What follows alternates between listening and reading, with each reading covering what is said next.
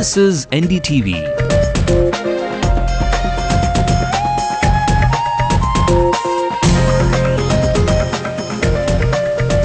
And you're watching Ndtv-Hindu.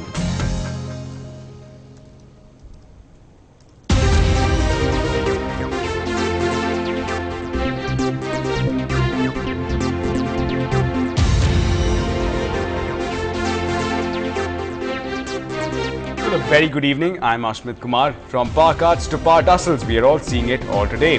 Now, Jalalta points out at a leaked UN report which exposes the role of the Sri Lankan state in mass killings of the Tamil minority. Now, with reactions coming in from Tamil Nadu's political spectrum and from the Lankan government itself, it appears that the region is bracing for impact from the revelations. Now, our senior correspondent Peer Mohammed will be joining us and will help us dissect this one critical and sensitive issue.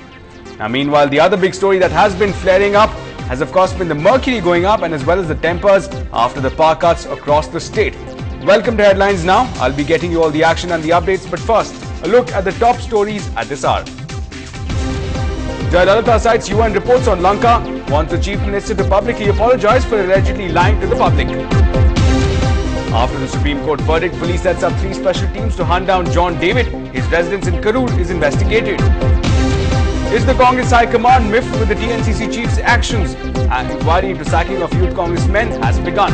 High Command has sent Mr. Sajeev Joseph to conduct a proper inquiry which is going on. So we hope and we have the full confidence that High Command will take the right decision. Mercury and tempers flare up on day 1 of power cuts announced by the TNEB, 1 hour each day of denials. Current வந்து 3 hour இல்லாமல் இருந்தால் எங்களால் இங்கே இருக்க முடியாதுங்க. ஏற்கனவே நாங்கள் வந்து கரண்ட் இல்லாமல் தான் இங்கே அவஸ்தைப்பட்டு இப்போ ஒரு 6 வருஷமாக தான் இங்கே கரண்ட் இருக்குது. Madras High Court sounds an alert on unauthorized construction in T Nagar, orders the demolition of a part of a popular sweet shop. In power or not, some politicians go the extra mile to help the common man. An Ndtv-Hindu special report. Term is completed. I am not bothered because I will continue to help the people. Summer camps are offering unique experiences. Get ready for a space ride like never before. A very good inspiration for me. It's a very good experience. My ambition in life is to become an astronaut. And under pressure, CSK looks to take on the Mumbai Indians in Wankhede. Dhoni elects to bowl first in this match. First up in this top story, before we head on to the top story, let's just get a quick sense of the national stories making headlines. An IPS officer implicates Narendra Modi in the Gujarat riots, says he ordered police officers to turn a blind eye to the rioters. Mayawati takes on the Bhushans, says those facing charges should quit the Lokpal panel. She also wants a Dalit member on the panel. Justice Hegde says he's still to decide on staying on in the Lokpal panel, refuses to comment on the corruption charges against Digvijay Singh. A Pune court asked authorities to make Ajit Pawar and his wife an accused in an alleged land grab case. After a bitter battle with the Lankan Cricket Board, Lasith Malinga says he's retiring from tests. He's only playing one-days and T20s from now on. And Time magazine includes Mahendra Singh Dhoni in the list of 100 most influential people for the year 2011, ahead of US President. Well, first up in the top story, AIADMK General Secretary J. Jayalalalitha today demanded a public apology from the Chief Minister M. Karunanidhi for what she called the genocide of Sri Lankan Tamils. Now, she made this demand in the light of the recently leaked UN report, which held Sri Lankan regime accountable for the war crimes during the final stages of the war in May 2009. Now, the AIADMK chief has slammed Karunanidhi's claims on April 27, 2009 that use of heavy weaponry on Lankan Tamil civilians was halted after his 3-hour hunger strike. She also charged that the UN report confirmed that there were a large number of civilian deaths. She now wants the Indian government to take steps to make Sri Lankan President Mahinda Rajapaksa face the trial of the International Court of Justice for war crimes. Now, for more on this sensitive issue, let's go across to our senior correspondent, Peer Mohammed, who was tracking this development very carefully. Now, Peer, a question at this point, of course, this has been a very sensitive issue for the region. We have had a lot of political players reacting to these reports that are coming in from the United Nations about these alleged war crimes. In fact, we're also getting reports of reactions coming in from Sri Lanka itself about them organizing a protest against these revelations. So really, what impact will these revelations finally have if and when they are made official by the United Nations? Ashmit, definitely this is a very sensitive and politically volatile issue in Tamil Nadu politics. The Vaiko MDMK chief, who is a known LTT supporter, was the first person to react to this partially leaked United Nations report on the alleged war crimes of the Sri Lanka government.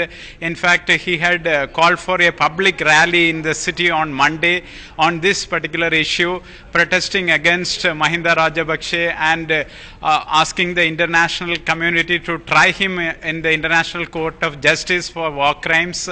And now Jayalalitha ADMK Supremo is the second person to react to this, and she had in fact talked about the revelations in the partially leaked report where the report had held the Sri Lanka regime responsible for the war crimes during the final stages of war, that is in the month of May in 2009.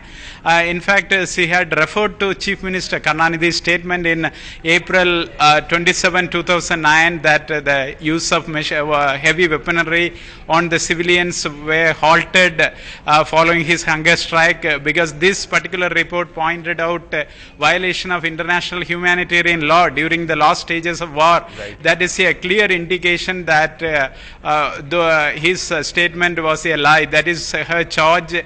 And another thing is that the Mahinda Rajapaksa regime had called for a public protest on May 1st in Colombo against the United Nations report. He called it an international injustice meted out to the Sri Lankan government, and he had called for a massive protest against the United Nations report. Right, Pete. Now, just before the bulletin, we were discussing about the ramifications that we can expect. Now, considering that this has been a very sensitive issue, can you give us a sense of really the ramifications on the political spectrum in the state about how different players are expected to draw mileage out of these damning evidence, as it is being termed, of the UN report? Yes, now we have to see how Chief Minister and DMK Chief Karunanidhi is reacting to these allegations coming from both AIDMK Supremo and MDMK Chief Vaiko.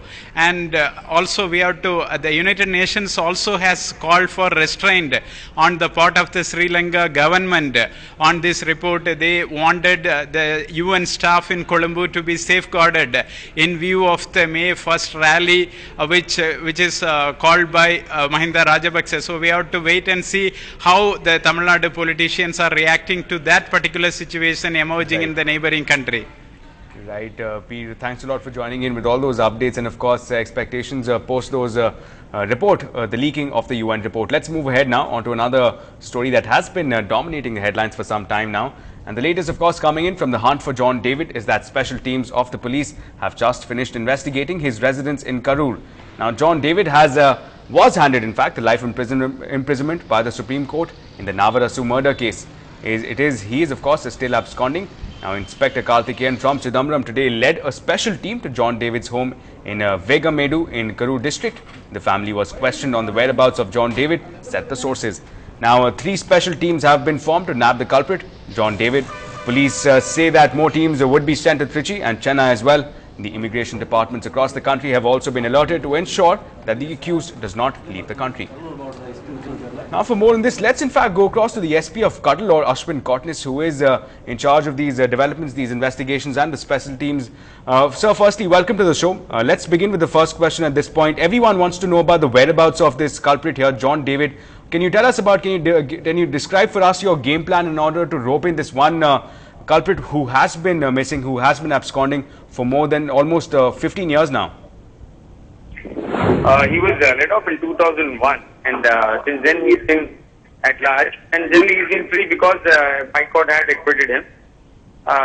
In the last couple of hours, we've made very good progress. Our teams have made very good progress. We've got details on him. In fact, we've been approached from that side also to say that these people may be helping us in locating him.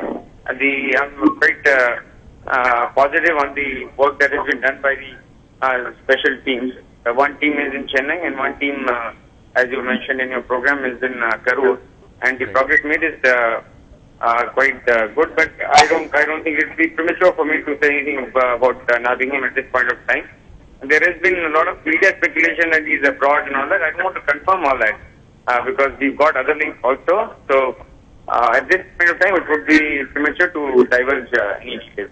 Right, Mr. Cortnes, we understand that there are some limitations in terms of the information that you can reveal to us, but if you can give us a broader sense of what your investigations are revealing now that you did complete your investigations in John David's residence in Karur. Investigations in the matter is over and the sentence has been confirmed. Now we are supposed to arrest him. So the matter is only about arresting him now. There is no investigation as such. And we'll definitely nab him. We are quite confident we'll be able to nab him shortly.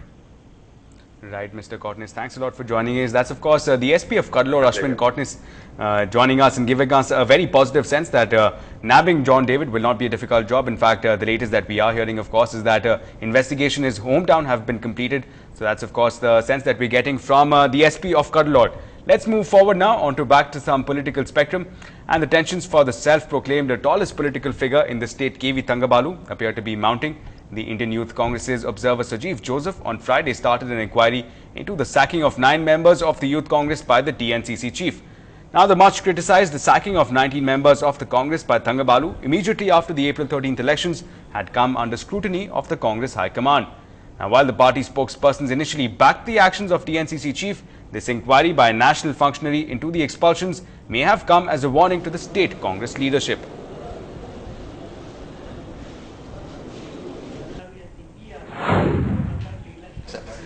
Indian Youth Congress is conducting an inquiry. Actually, this is a internal matter. Actually, so I will submit my report within 3-4 days to Youth Congress leadership. We represented on behalf of Youth Congress, our Youth Congress State President Yuvraj Ji has represented to the IOC to arrange for a proper inquiry and then to take actions according to the inquiry. So we hope that High Command, so on that basis the High Command has sent Mr. Sajeev Joseph to conduct a proper inquiry which is going on. So we hope and we have the full confidence that High Command will take the right decision. Well, in more news from the city, the Madras High Court has ordered the demolition of unauthorized construction in the 3rd floor of Sri Krishna Sweets at Singravelu Street near Pondi Bazaar in T Nagar. Now, the court directed the Chennai Corporation Commissioner to ensure that the famous sweet shop and restaurant owner demolishes the unauthorized constructions in 4 weeks' time. Now, the second bench of the court directed the DGP of Fire and Rescue Services, the Tamil Nadu Pollution Control Board and the Tamil Nadu Electricity Board to conduct frequent surprise checks in the premises of the Sri Krishna Sweets outlet for violation of norms. Now, the bench also observed that the Sri Krishna Sweets shops violated the law of the land and came up with illegal constructions without the permission of the landlord. But speaking to Ndtv-Hindu, Murli, the managing director of Sri Krishna Sweets, said that they plan on challenging this order within the next few weeks' time. The MD also maintained that there is no such construction on the floor in question. And finally, moving on, Chief Minister Mayawati of Uttar Pradesh has taken on the Bhushans now, saying that those facing charges should quit the Lokpal panel. We'll bring you more updates on the other side.